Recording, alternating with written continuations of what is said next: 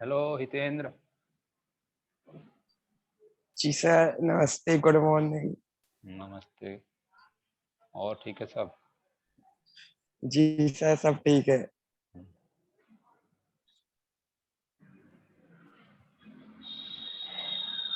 चलो शुरू करते हैं, ठीक है।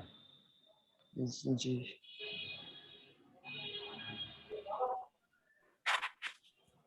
और आगे कुछ क्वेश्चन लगाए आप लोगों ने?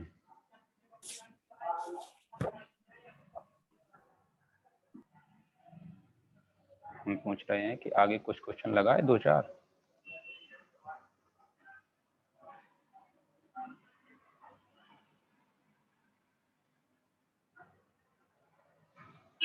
किसी ने आगे क्वेश्चन लगाए? बोलते नहीं हो तुम लोग, यही तो समस्या है। कोई एक व्यक्ति, दो व्यक्ति, चार व्यक्ति अपना माइक ऑन करके बोलना चाहिए पूरा। हमने कहाँ तक लगा लिए थे ये बताओगे?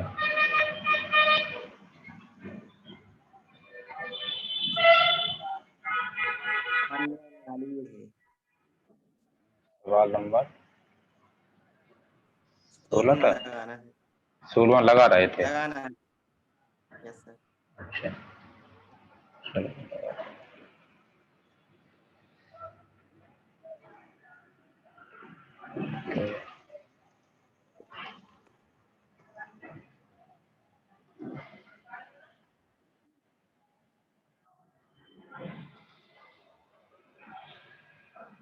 पढ़िए 16 क्वेश्चन क्या कह रहा है।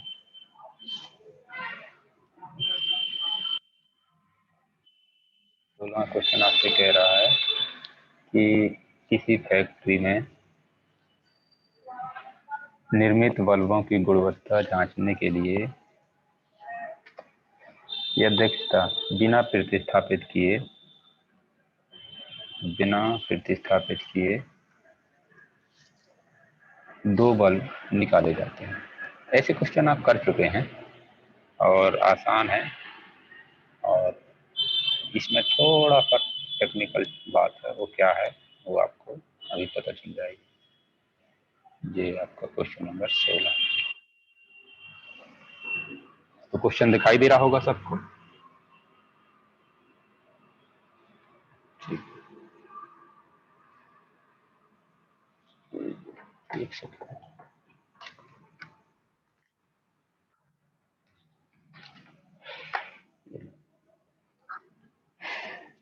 किसी फैक्ट्री में निर्मित बल्बों की गुणवत्ता जांचने के लिए यदृच्छा बिना प्रतिस्थापित किए दो बल्ब निकाले जाते हैं, एक के बाद एक।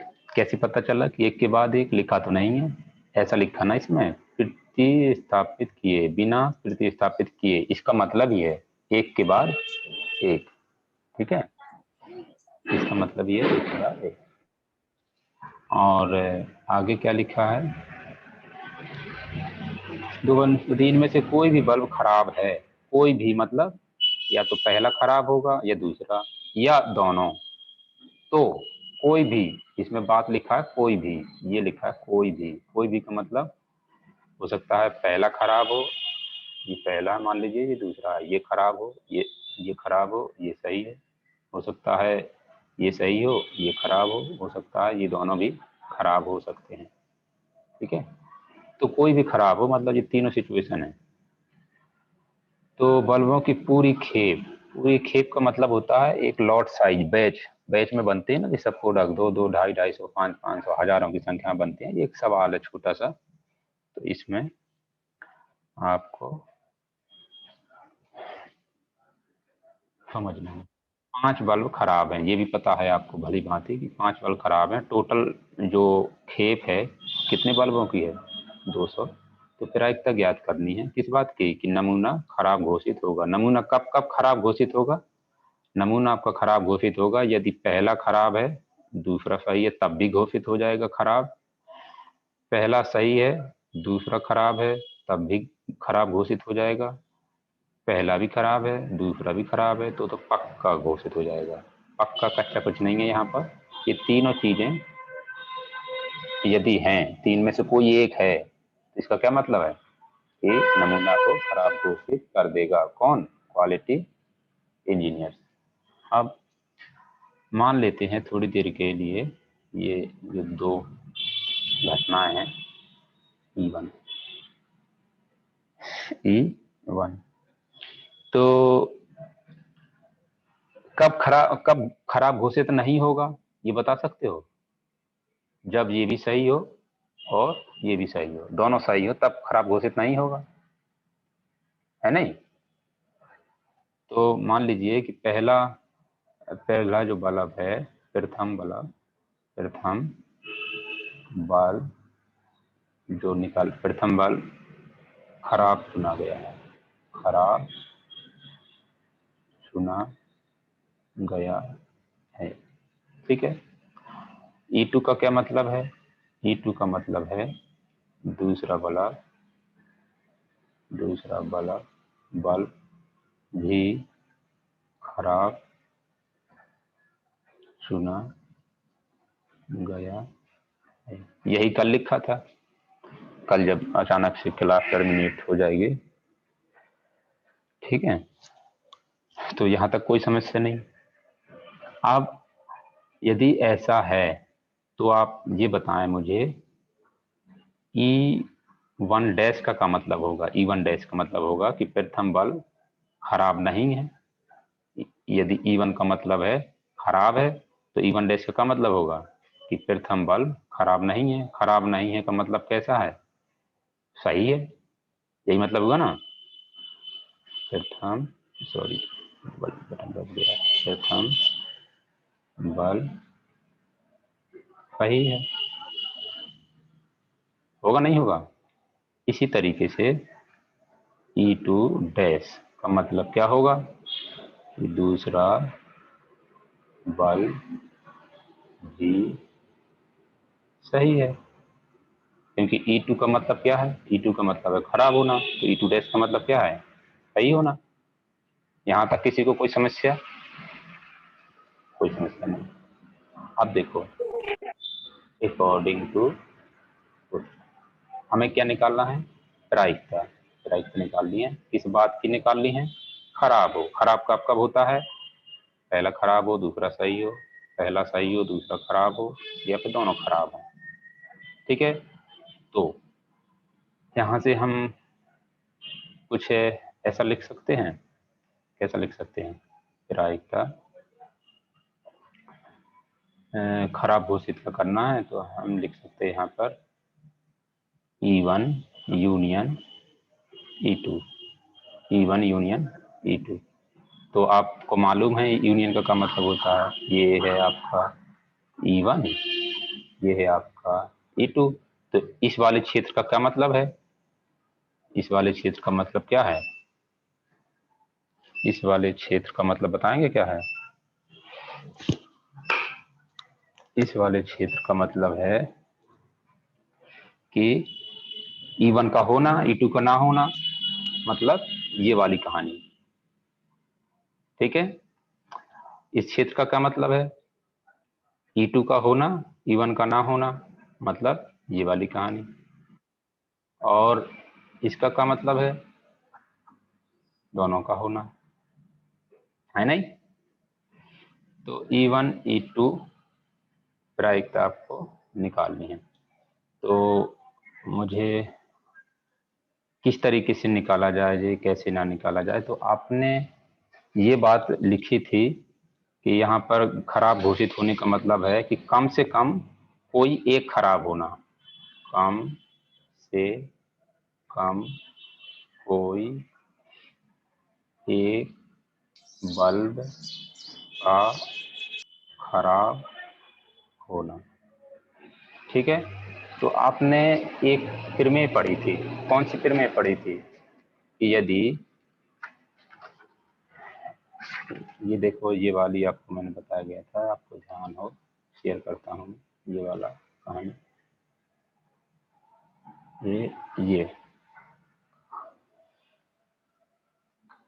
ये आपको बताया गया था कुछ ऐसा, पढ़िए ध्यान से। ये जो सामने लिखा है, ये वाली पहले दूसरे 8वें नंबर की, क्या लिखा? E1 E2 यदि स्वतंत्र घटनाएं हैं तो सिद्ध कीजिए कि E1 E2 में से न्यूनतम एक होने की प्रायिकता, न्यूनतम एक होने की प्रायिकता क्या होती है, क्या नहीं होती है।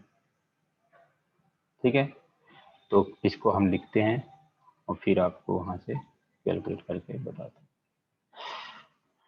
तो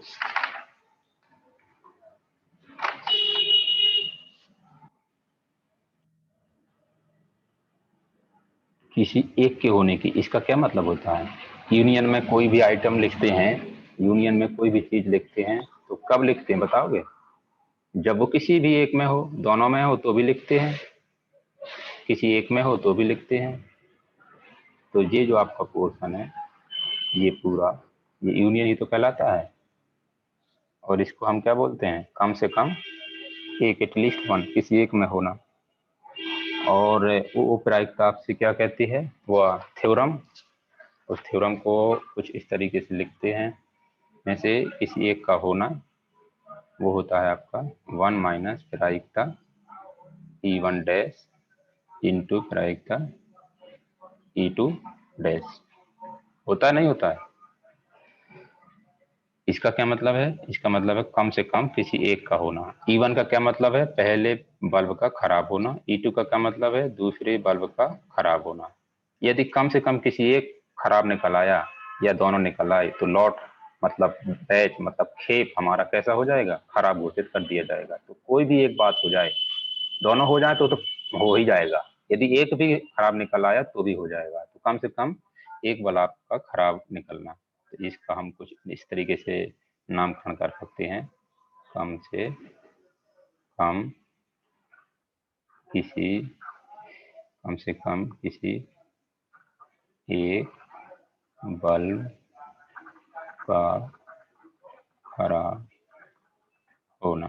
ठीक है, और ये हमने थ्योरम पढ़ चुके हैं कि कितना होता है? One minus PE1 dash minus PE2 dash.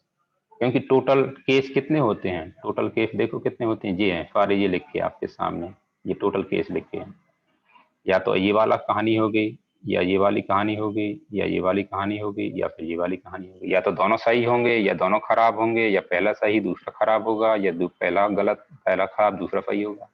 तो इसमें ये जब जो ये सब जो कहानी है, ये वाली तीनों, ये तीनों क्या है? हमें चाहिए। ये तीनों चाहिए का मतलब क्या है? क्या घटाना पड़ेगा? ये घटाना पड़ेगा। पूरा सभी की प्रायिकता मिला के कितनी होगी? एक। सभी की कितनी होगी? एक। उसमें से ये हमें चाहिए, एक दो तीन केस चाहिए, बाकी जी हटाना है। तो इसलिए एक में से ये तीनों चीज, दोनों एक चीज हटाई जा रही है। एक चीज कौन सी? ये वाली। तो समझ रहे हो मैं क्या कह रहा हूँ? अब शुरू करते हैं वन माइनस। तो बताओ E1 डैश, E1 डैश का मतलब क्या होता है? E1 डैश का मतलब है पहला बल्ब निकाला तो वो कैसा निकले? वो पहला बल्ब जो निकाल रहे हैं वो कैसा निकलना चाहिए? E1 डैश का क्या मतलब है? सही। तो सही कितने हैं? टोटल है 200। इन 200 में 195 प्लस 5 ये खराब है और ये कैसे हैं? सही। तो E1 डैश का क्या मतलब है? सही बल्ब निकलना। तो सही बल्ब निकलना मतलब सही वाले ऊपर लिखे जाएंगे बटे टोटल गुणा फिर आगे इसका। तो ये बात आपको समझ में आई होगी कि ये मैंने कहाँ से लिख दिया। ठीक है, अब रही बात दूसरी टर्म की, मतलब इस वाले टर्म की, तो ये कितना आएगा? तो ये लाने के लिए हमें क्या निकालना है? E2 डैश का क्या मतलब होगा? E2 डैश का मतलब क्या है? दूसरा बल्ब भी सही। एक बल्ब सही निकल चुका है, वापस रखा नहीं गया है, तो अब कितने सही बचे? 994। और खराब कितने बचे? 5।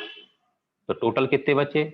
199। क्यों? क्योंकि बिना प्रतिस्थापित किए निकाले गए ना, एक के बाद एक। तो अब दूसरा भी सही निकले। तो दूसरा सही निकलने का मतलब कितने में से? 199 में से निकालना। इसको सॉल्व कर लेना है, तो लासा ले लेंगे। लासा कितना आएगा? इसके नीचे कुछ नहीं है तो एक लिख सकते हैं, 200 गुणा 199। ठीक है, तो यहाँ कितना आएगा? 200 गुणा 199। 99 माइनस 195 इंटू 194। इसको क्या करना है, सॉल्व कर लेना। सॉल्व करोगे तो ये आएगा 39800। ऊपर जब सॉल्व करोगे तो ये आएगा 3980 माइनस 3780। और इसके आगे आपको भली भांति सिंप्लीफाई करेंगे तो कितना आएगा 197 अपॉन 3980।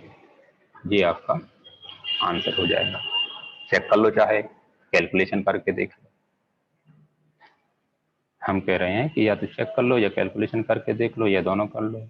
जिसको कोई डाउट हो तो पूछ सकता है, जिसको भी कोई भी डाउट हो तो वो पूछ सकता है। किसी को कहीं भी समस्या हो तो हम कह रहे पूछ सकता है वो।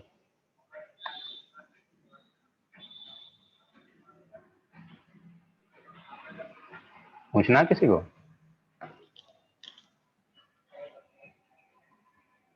कहीं कोई। हाँ बताएं। CPE2 डैश निकालो, वो एक बार और बता दीजिए। E2 डैश का क्या मतलब है, पहले आप ये देखें। E1 E2 का मतलब है दूसरा बल्ब का खराब निकलना। E2 डैश का मतलब क्या होगा, दूसरे बल्ब का सही निकलना। तो दूसरा बल्ब निकाला कब, जब पहला निकाल लिया। पहला निकाल लिया तो अब कितने बचे, 199। पहला कौन सा निकाला है, E1 डैश। E1 डैश का मतलब क्या है, पहला बल्ब है जो वो सही वाला निकाला है। तो सही सही में से निकलेगा। तो सही कितने थे पहले, 95, 195। तो अब सही निकल गया एक। तो अब कितने बचे, 194। खराब पहले 5 थे तो अभी भी 5 हैं। तो टोटल अभी कितने हैं, 199। उसमें से सही कितने हैं, 194। इन्हीं में से कोई एक निकालना है। तो 194 बटे 199। समझ आया। Yes sir. हाँ, और किसी को कोई समस्या।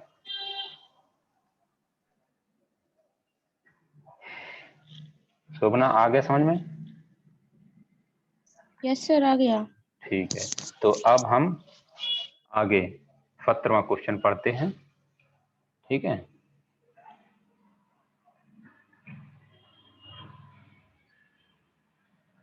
17वां क्वेश्चन पढ़ लीजिए। 17वां क्वेश्चन मैंने कल का वीडियो अपलोड नहीं कर पाया, थोड़ा सा बाहर चला गया था, तो आज कर दूंगा, सबको भेज दूंगा लिंक। 16वां सवाल हो गया, कौन सा हो गया, 17वां करना है। ठीक है, 17वां पढ़िए। 17वां का क्या है,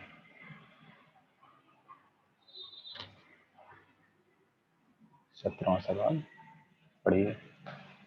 यदि पांचों का एक जोड़ा उछाला जाता है तो प्रत्येक पांचे पर सम अभाज्य, ध्यान से पढ़िएगा गलत हो जाएगा नहीं। सम अभाज्य संख्या। तो पहले तो ऐसा करते हैं कि दो पांचे उछाले गए। जोड़ा का मतलब क्या हुआ, जोड़ा का मतलब दो। दो पांचे उछाले गए तो क्या क्या आ सकता है, पहले वो लिख लेते हैं, सबको ज्यादा अच्छे से समझ में आएगा। ये आएगा 1 1 1 2 1 3 1 4 1 5 1 6। ठीक है, 2 1 2 2 2 3 2 4 2 5 2 2 5 2 6। ठीक है, 3 1 3 2 3 3 3 3 3 4। ये कौन है, माइक बंद कर लें अपना। आराधना आराधना।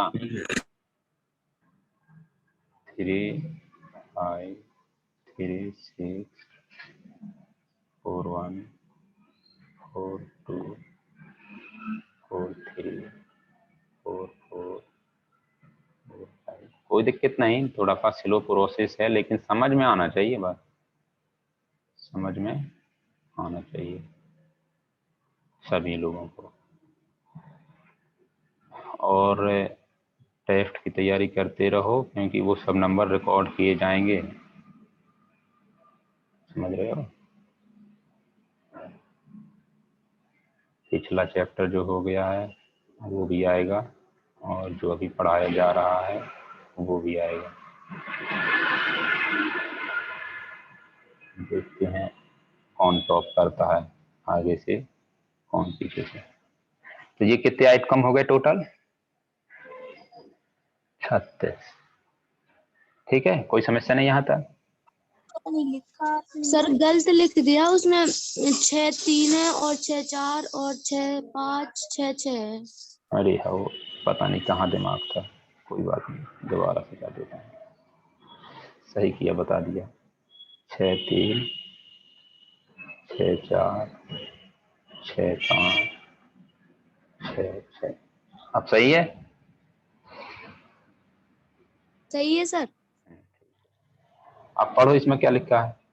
तो प्रत्येक पांसे पर सम और अभाज्य, प्रत्येक पर कैसा? सम और अभाज्य संख्या प्राप्त करने की प्रायिकता। प्रत्येक पांसे पर, पहले पांसे पर और दूसरे पांसे पर। तो लिखते हैं यहाँ पर, परिभाषित करते हैं अपनी घटनाओं को। घटना नंबर 1, मान लेते हैं कि पहले पांसे पर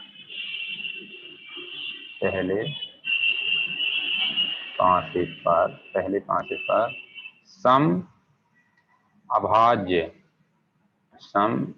अभाज्य संख्या का प्राप्त हो। ओके, E2 का मतलब क्या है? ऐसा करते हैं थोड़ी देर के लिए कि इसको हम टेबुलेटेड रूप में भी लिख लेते हैं, सही रहेगा। तो E1 का मतलब मुझे बताओगे? E1 का मतलब कौन सी लाइन हो जाएगी? पहले पांसे पर क्या चाहिए? सम चाहिए और क्या चाहिए? अभाज्य चाहिए। तो ये बताओ, सम भी हो और अभाज्य भी हो, सम भी हो और अभाज्य भी हो, और वो भी पहले पांसे पर हो। तो दो वाली लाइन हो जाएगी, ये वाली लाइन हो जाएगी दूसरी। ठीक है। तो ये लिख लेते हैं यहाँ पर 2, 1, 2, 2, 2, 3, 2, 4 एंड 2, 5, 2, 6। इसके बाद E2 को परिभाषित कर लेते हैं। E2 का मतलब है दूसरे पांसे पर सम अभाज्य संख्या का प्राप्त होना। अब यदि ऐसा है तो देखो ध्यान से कौन सा क्या होगा। 1 2 2 2 3 2 4 2 5 ये वाली पूरी लाइन हो जाएगी, ये वाली हो जाएगी नहीं, ये पूरी, ये E2 हो जाएगी। और ये कौन सी थी? ये वाली लाइन, ये E1 थी। ठीक है यहाँ तक? तो लिख लेते हैं, इसको कोई बुराई नहीं। 1, 2, 1, 2 के बाद क्या है? 2, 2, 2, 3, 2, 4, 2, 5, 2, 6। लो, हो गया सब? का लिख दिया मैंने, सॉरी। 1, 2, 2, 2, 3, 2 लिखने दो।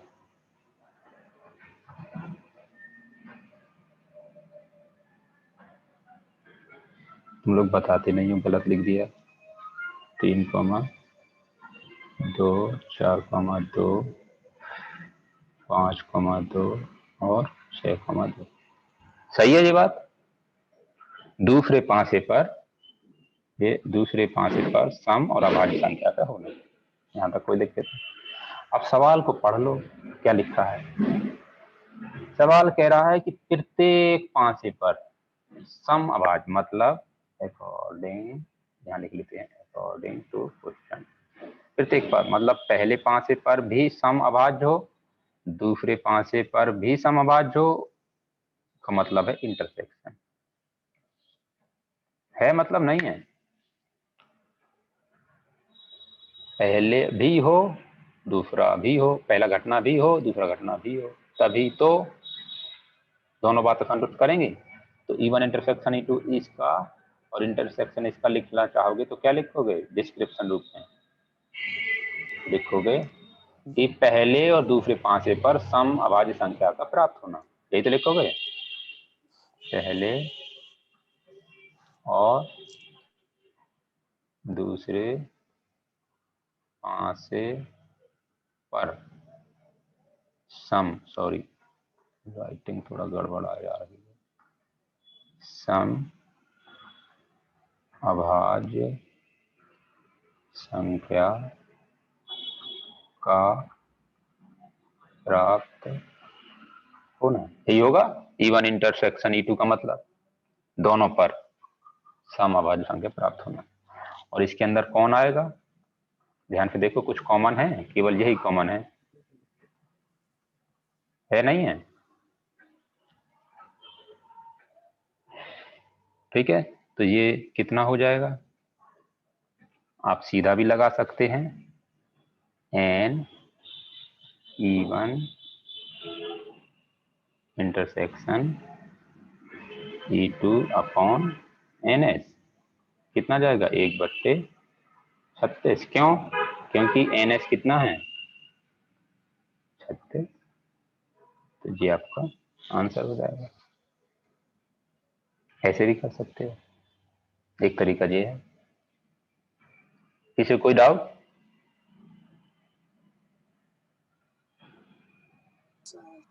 हाँ ठीक है, दूसरा तरीका भी है तो वो भी देख लेते हैं, वो भी देख लेते हैं जल्दी से। तो वो कैसे करेंगे,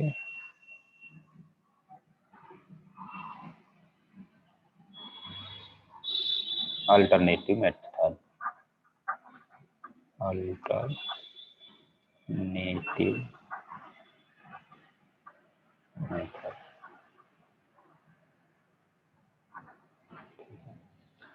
तो दूसरा तरीका ये है कि हमें निकालना क्या है, ये तो पता चल गया है पढ़कर क्वेश्चन में, E1 intersection E2 equal to, हम प्रोडक्ट रूल जानते हैं, प्रायिकता का गुणन का नियम, और वो क्या होता है, प्रायिकता E1 इंटू प्रायिकता E2 अपॉन E1, यही होता है कि नहीं होता है नहीं? तो E1 का मतलब ये है, तो n E1 कितना है, n E1 कितना आ रहा 6, तो ये आपका कितना हो जाएगा बताओगे, n E1 ये प्रायिकता E1 कितना हो जाएगा 6/36 गुणा, अब इसको लिखना है, तो इसको कैसे लिखते हैं, इसको कैसे लिखते हैं आपको मालूम होगा, इसको हम लिखते हैं, नीचे लिखते हैं n E1 और ऊपर क्या लिखते हैं E1 इंटरसेक्शन E2, यही तो लिखते हैं। तो ध्यान से देखो, ये है E1 ये है E2, दोनों में इंटरसेक्शन है कुछ, बस एक ही तो है, और n E1 में कितने सदस्य हैं 6, तो इसको भी हल करेंगे तो कितना आएगा 1/36। तो ऐसे भी कर सकते हो, जैसा अभी मैंने नीचे किया है, इस लाइन के नीचे किया है, ऐसा कर सकते हो, और जैसा ऊपर किया है वैसा भी कर सकते हो। किसी को कोई डाउट कहीं? No sir. किसी को भी नहीं, बस पढ़ाई लिखाई कर रहे हैं सब नहीं लोग। सर। चलो ठीक है, सर तो हाँ E1 E2 कैसे निकाले सर, एक बार और बता दीजिए। 1E2 कैसे निकाले, कौन से, ये वाले, ये कह रहे हैं कौन से?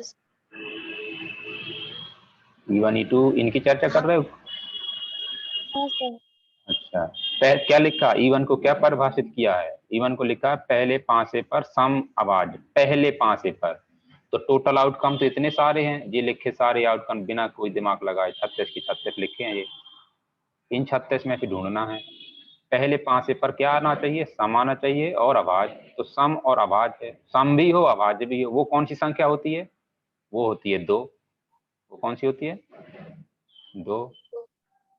तो सम संख्या भी हो और आवाज संख्या, वो होती है 2। तो 2 वाली लाइन को पूरा चुन लिया, ये 2 वाली लाइन है जो पूरा आ गई। पहले वाले 5 से पर क्या है, सब जगह सम भी है और आवाज भी है, तो ये लिख लिया पूरा। ऐसे ही E2 का मतलब क्या है, दूसरे वाले 5 से पर सम भी हो आवाज भी हो, ठीक है। तो दूसरे वाले 5 से पर, तो दूसरे वाले 5 से पर ये वाली पूरी लाइन लिख ली, ये वाली कॉलम, ये पूरा कॉलम, ये पूरा कॉलम। दूसरे वाले में क्या है, सम भी है और आवाज भी है, तो ये पूरा आशा है ये बात समझ में आ गई होगी।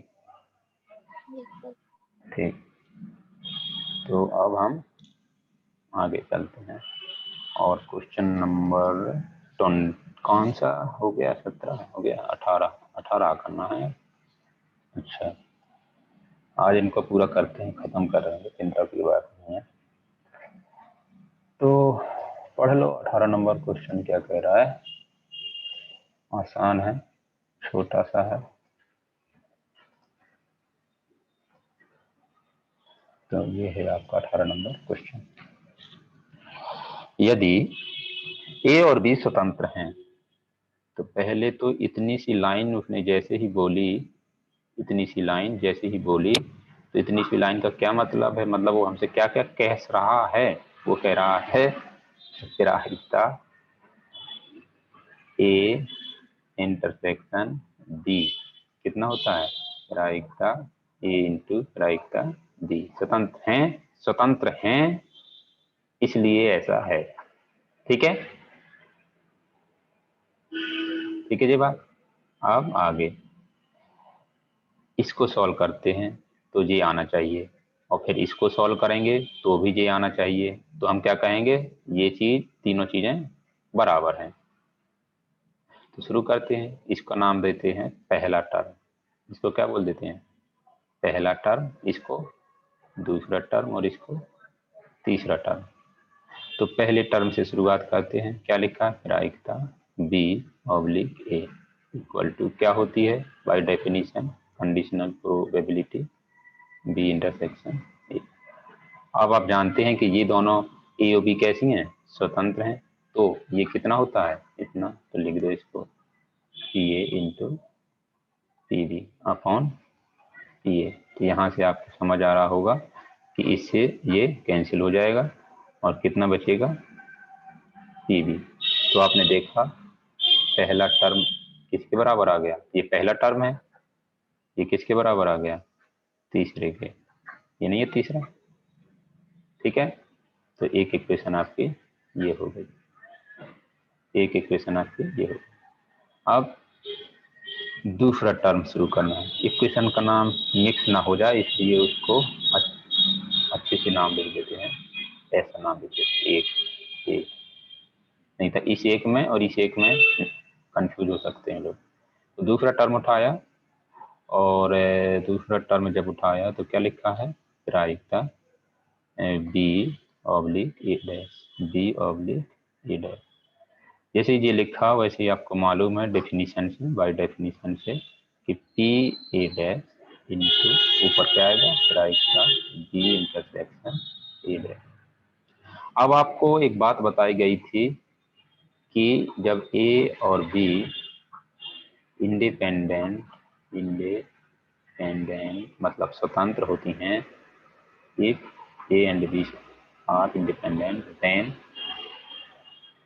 then A dash and B, A and B dash, A dash and B dash, ये जोड़े भी इंडिपेंडेंट होते हैं, ऑल्सो इंडिपेंडेंट।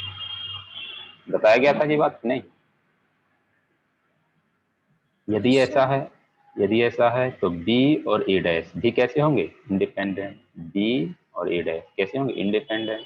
तो इसको क्या लिख सकते हैं, इसको लिख सकते हैं प्रायिकता B इंटू प्रायिकता A डैश, नीचे क्या है प्रायिकता A डैश। तो यहाँ पे यहाँ पर भी आप देखेंगे इससे ये कैंसिल हो जाएगा, तो कितना बचेगा, प्रायिकता बी। प्रायिकता बी को क्या बोलते हैं, थर्ड टर्म। तो ये किसके बराबर आ गया, थर्ड टर्म। ये कौन सा टर्म था, दूसरा टर्म, तो ये नंबर हो गया दूसरा। तो यहाँ लिखेंगे by equation first and second, first term equal to third term, और दूसरे से थर्ड टर्म किसके इक्वल है, सेकेंड टर्म। तो अब यहाँ से आप ऐसे भी लिख सकते हैं, equal to second term equal to third term. वापस लिख सकते हैं, फर्स्ट टर्म का क्या मतलब है, प्रायिकता बी ऑब्लिक ए, प्रायिकता B oblique A equal to प्रायिकता B oblique A dash equal to प्रायिकता बी। और यहाँ पर ये सब कहानी खत्म हो जाती है, सिद्ध हो जाती है। ठीक है, कोई डाउट है किसी को?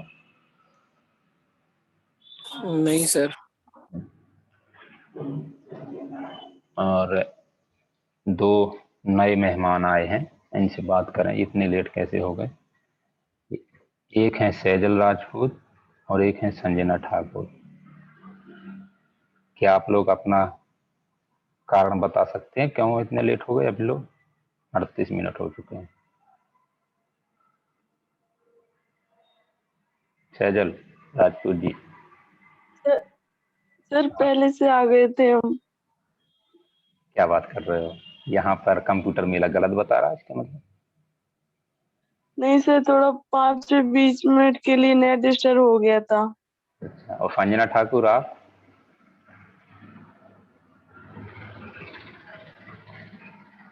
बताएंगे कुछ समाज को, पब्लिक को? कुछ नहीं बताएंगे, ठीक। आगे आगे सवाल नंबर कौन सा, 19। तो आपने एक बात छोटी क्लास में पढ़ी होगी, संयोगानुपात और प्रतिकूलानुपात, संयोगानुपात और प्रतिकूलानुपात, कक्षा 11 में मैंने आपको बताया था। तो ये सवाल क्या है क्या नहीं, तो पहले मैं थोड़ा संयोगानुपात और प्रतिकूलानुपात की बात कर लूं, फिर आपको समझ में आएगा कि आखिरकार क्या होता है। ठीक है, तो देखो, मान लीजिए ये देखो एक शब्द लिखा है ना, किधर लिखा है, प्रतिकूल संयोगानुपात लिखा है, और एक होता है संयोगानुपात। क्या होता है, ये शब्द, दो शब्द होते हैं, संयोग, संयोगानुपात, ठीक है। दूसरा है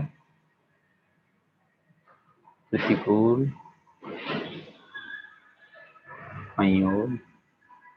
संयोगानुपात। कुछ लोग ये ना कह रही हो कि प्रतिकूल संयोगानुपात को हम वियोग संयोगानुपात कहेंगे, यहाँ पर हम श्रृंगार रस थोड़ी पढ़ रहे हैं।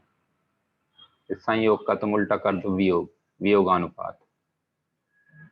कुछ लोग दिमाग लगाते हैं ना, वियोग अनुपात, ये नहीं गलत। दिख रही। अच्छा सॉरी, हाँ सही बताए, अब दिख रहा। Yes sir. संयोगानुपात का यदि आपसे अपोजिट शब्द पूछा जाए तो क्या बोलोगे, प्रतिकूल संयोग।